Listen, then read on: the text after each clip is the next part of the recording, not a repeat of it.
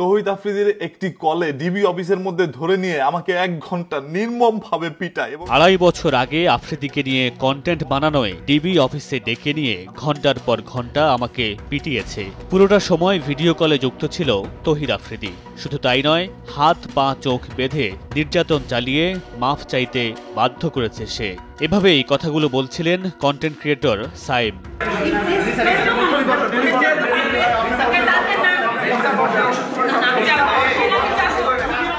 সোমবার রাতে বরিশাল মহানগরের বাংলা বাজার এলাকায় সিআইডির বিশেষ অভিযানে গ্রেফতার হয়েছেন কন্টেন্ট ক্রিয়েটর তৌহিদ আফ্রিদি। গ্রেফতারের পর থেকেই সোশ্যাল মিডিয়ায় সয়লাব আফ্রিদির নানা ভিডিও। সাবেক ডিবি প্রধান হারুনের সঙ্গে তার ব্লগ ছাড়াও ধীরে ধীরে প্রকাশ্যে আসছে নানা অভিযোগ, যা শেয়ার করছেন অনেকেই।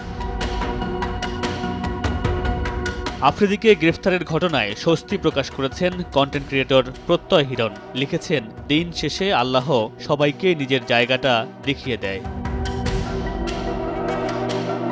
প্রত্যয় হিরণের পোস্ট শেয়ার করে আরেক কন্টেন্ট ক্রিয়েটর স্বপন আহমেদ লিখেছেন, শুধুমাত্র প্রত্যয় হিরণ বা স্বপন আহমেদ না, এরকম 20-30 জন মানুষের সাথে আফ্রিদি এমন করেছে, এমনকি যাদের সাথে এক প্লেটে খাবার খেয়েছে তাদের সাথেও।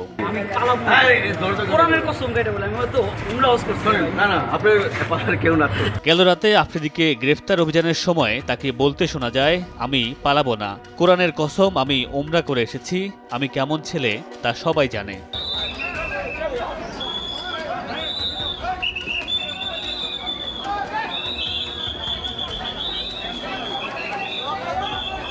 এদিকে গ্রেফতারের পর রাতেই তৌহিদ আফ্রিদিকে ঢাকায় আনা হয়েছে।